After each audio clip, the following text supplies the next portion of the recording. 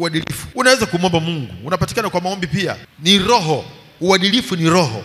Roho hiyo imetoweka, ndio unaweza kuona sasa hivi kuna vitu vya ajabu, kuna maroho mengine ndani ya watu, sababu uadilifu is a spirit. Utakumbuka Suleiman alipokuwa ameambiwa kwamba aombe atakalo. Suleiman aliomba moyo wa adili, aliomba uadilifu utakaomwezesha kuwa na tabia sawa sawa na jinsi Mungu anavyohitaji katika kuingia na kutoka katika kuwaongoza wana wa Israeli ambao yeye alikuwa ni mfalme. Akasema mimi naomba moyo wa adili, naomba roho ya uadilifu ili nijue jinsi ya kuingia na kutoka kwa watu hao ambao umenituma. Maana alitumwa afanye kama Mungu atakavyo, si kwamba alikuwa anatakiwa afanye kama yeye anavyotaka. Bwana Yesu asifiwe. Kwa hiyo ndio kusema ili tuweze kufanikiwa katika kazi ya Mungu, lazima tumombe Mungu moyo wa adili. Mungu atupe roho ya uadilifu ili tusiwe watu wa kulaumiwa, na tuweze kuwaongoza watu wa Mungu kama Mungu anavyotaka, kama Mungu anavyopenda. Na wewe mwenyewe muombe Mungu moyo wa adili. Ukimwomba Mungu moyo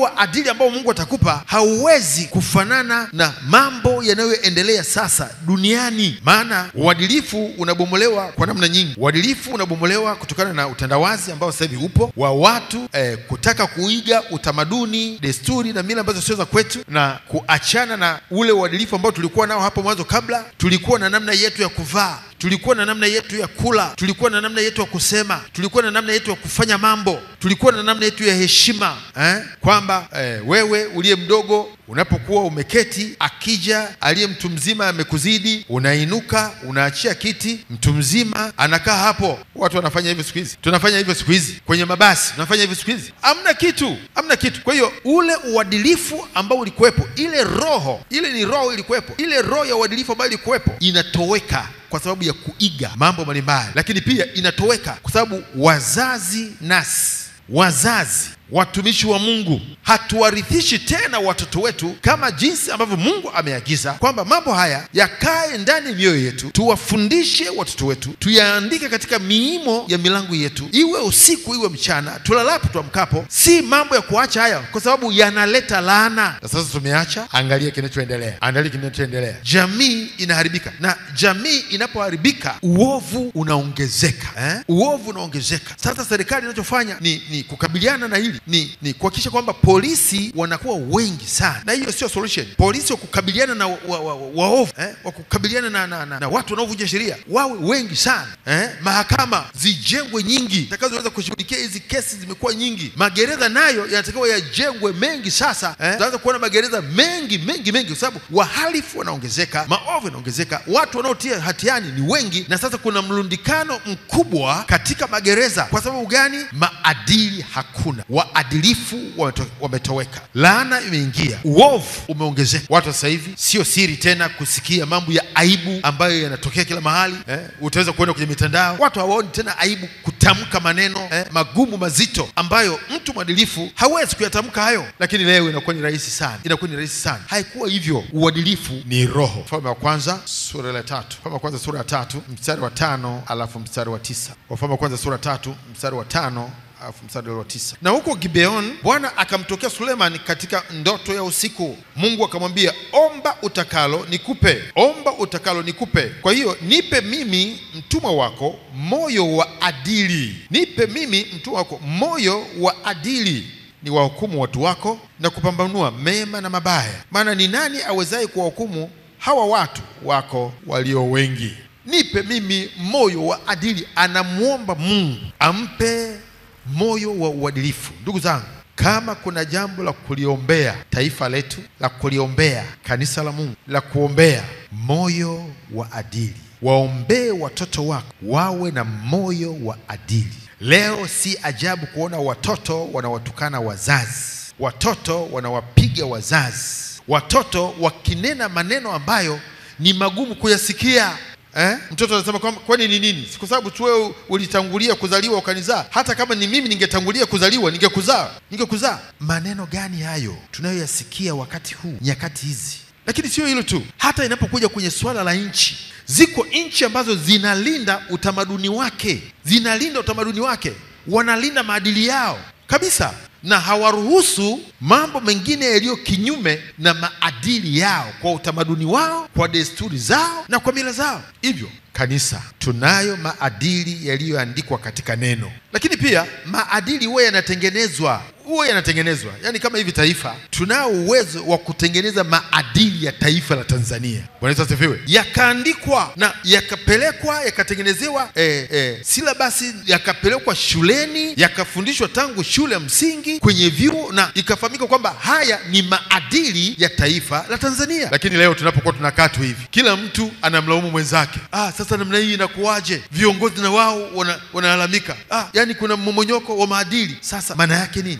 Ni nani atakayetengeneza maadili ya watoto wetu? Ni nani ambaye ana wajibu wa kusimamia maadili ya kizazi chetu, ya taifa letu? Nani? Maana kila mtu anafanya pendavyo. Yani wewe hata kama unaweza kutembea uchi, wewe tembea tu, hakuna mtu atakuuliza. Sana sana utasema kisha huyu.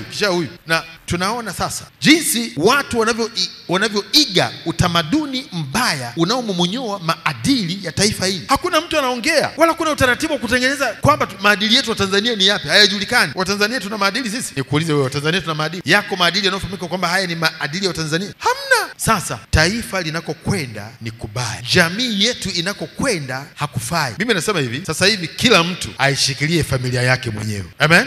Ndio maana wewe mzazi, walete watoto wako kanisani. Neno la Mungu ni adili. Neno la Mungu ni adili. Watoto hawa kama hivi wanavyofundishwa neno la Mungu, ni tayari wanaanza kujengewa msingi wa adili au maadili ya neno la Mungu. Bwana Yesu asifiwe. Na hivi ndivyo jinsi ambavyo itawasaidia wao. Maana maandiko si kwamba mlee mtoto katika njia impasayo hata iacha hata atakapokuwa mzee. Mtengenezee maadili. Usimwache mwanao nyumbani. Njoo kanisani upate maadili ya Mungu. Unapokaa mtaani, kile ambacho kinaendelea kule, unapokea maadili ya mitaani, unapokea maadili yasiyotokana na Mungu. Ndio maana lugha zetu hapa wengi ni lugha za mitaani, maadili ya mitaani. Ufahamu wetu mkubwa zaidi hapa ni mambo ya mitaani zaidi kuliko neno la Mungu. Kizazi chako kitalaaniwa. Heri amchaye Bwana, maana mtu huyo kizazi chake kitabarikiwa. Bwana Yesu asifiwe. Niseme tu, kuna mmomonyoko mkubwa sana wa maadili katika taifa letu na ndani ya kanisa wakati huu. Ndio maana hata kanisa lazima liwe na maadili. Nasema hivi, kanisa la Mungu lazima liwe na maadili. Haijalishi kwamba maadili hayo watu wengine huko nje wanasemaje. Sisi tunachoiona ni kwamba neno la Mungu ni adili tosha. Amen. Neno la Mungu ni adili tosha. Kama unaona kwamba halikufai, nenda mahali kwingine ambako hamna maadili. Nenda huko. Sisi tunakuruhusu. Lakini tuko hapa, tunaongozwa na maadili yanayotokana na neno la Mungu katika jina la Yesu. Tunatengeneza kizazi chenye uadilifu unaotokana na kumjua Bwana. Amen. Ndio. Unajua, yani mchungaji sasa amezidi. Mimi sijazidi. Nataka ujifunze neno lenye adili ya Mungu, ushike maadili ya Bwana. Hicho kinachokufanya uone kumezidi ni kwa sababu tayari mmomonyoko wa maadili umeanza kuingia ndani yako. Tuje kwa Bwana wetu Mungu wetu, tuombe roho ya adili iingie ndani ya kanisa leo katika jina la Yesu. Kinyume cha hapo, sisi nasi tutachukuliwa na desturi zao walio nje, tutachukuliwa na mila zao walio nje. Ikiwa mbwa wanaweza kufundishwa maadili na wakayashika, sembuse kanisa la Mungu. Mbwa hajaokoka, mbwa hamjui Mungu, mbwa yani akili yake ni ndogo sana ukifananisha na akili ya mwanadamu. Mbwa hana roho wa Mungu, lakini mbwa anaweza kuambia kaa chini, akakaa. Kweli si kweli? Unaweza kuambia njoo hapa, anakuja. Mpaka kuna mbwa askari. Umeshaona mbwa askari ambaye anaamrishwa kabisa tembea, anatembea kabisa, yani kwa utaratibu kijeshi. Simama, anasimama. Kaa, anakaa. Geuka, anageuka. Mbwa, tunashindwa na mbwa kwa maadili, kwamba mbwa atakuwa na maadili, amefundishwa, anashika. Lakini kizazi cha watu wanaosema wanamjua Mungu, wanakwenda mbinguni, hakuna maadili. How come? Kanisa linaenda wapi? Kanisa gani hilo? Ukiingia kanisa lolote lile ukakuta hakuna maadili, hapo hakuna Mungu. Ondoka mahali hapo katika jina la Yesu. Mungu ni Mungu wa maadili. Mungu anafundisha maadili. Na leo tutalitambua kanisa kwamba kanisa hili yuko Mungu kama tutaona mahali hapo kuna maadili. Maana neno la Bwana ni adili. Neno la Bwana linatufanya kuwa waadilifu katika jina la Yesu. Bwana Yesu asifiwe. Mimi sioni haya kuyatamka haya, wala sishindwi kuyazungumza haya hadharani, hata juu ya paa la nyumba, kwa sababu hakuna ninachotafuta zaidi ya huyo Mungu aliyenituma, katika jina la Yesu. Bwana Yesu asifiwe. Ikiwa unapenda Mungu na unapenda kukaa hapa, jue mahali hapa tunayo maadili ya Kristo. Amen. Tunayo maadili ya nani? Ya Kristo, na tunayapenda na kuyafurahia, maana hayo yanatufanya kuwa kizazi kilichobarikiwa. Amen. Hatuwezi kuwa kizazi kilichobarikiwa wakati hatutaki kukaa kwenye maadili. Hicho ni kizazi kingine, na hiyo roho ni nyingine. Lakini roho atokaye kwa Bwana, kama jinsi ambavyo Sulemani aliomba, akaomba roho ya adili, moyo wa adili. Sisi nasi tunahitaji moyo wa adili, na tunaweza tukafahamu kwamba mtu huyu anaye moyo wa adili, anaye roho na moyo wa adili, kwa sababu tutauona uadilifu kwenye maisha yake. Bwana Yesu asifiwe. Bwana Yesu asifiwe. Na kama Tanzania pia, Tanzania lazima iwe na maadili, na hao ambao wamepewa mamlaka ya kutawala, mamlaka ya kutunga sera, tunataka kuona sera zinazotungwa zinazoelezea juu ya maadili ya Watanzania katika jina la Yesu. Amen. Hatuwezi kuacha Watanzania wanafanya tu, wanakwenda tu, wanavaa tunavyotaka. Ndugu zangu, siku moja hapa tutakuja kukimbiana nchi, na tunakaribisha laana. Kukosa maadili ni kukaribisha laana. Hatutaki laana iingie ndani ya nchi. Kama viongozi wetu wanakataa ushoga, ni kwa sababu wanajua kwamba maadili ya Tanzania, sisi kwa utamaduni wetu, kwa mila zetu, kwa desturi zetu, hata zile za kwenye upagani, hakukuwa na ushoga, na hatutaki ushoga kwa sababu si sehemu ya maadili ya nchi yetu katika jina la Yesu. Lakini umefika wakati maadili ya nchi hii yatengenezwe, yaandikwe kama jinsi ambavyo Mungu ameyaandika katika Biblia. Maadili ya nchi hii, maana tunajua ni utamaduni, ni mambo yetu ambayo tumekuwa nayo miaka yote, pasipo kuangalia mambo ambayo sasa hivi tunayaigiza yanaingia. Lakini kwa ajili ya kuilinda jamii ya Tanzania, kuwalinda watoto wa Tanzania, wajukuu wa Tanzania, ili Tanzania kizazi chake kiweze kubarikiwa, lazima tuwe taifa lenye maadili. Amen. Amen. Kanisa la Mungu lazima liwe na maadili. Amen. Amen. Bwana alibariki neno lake.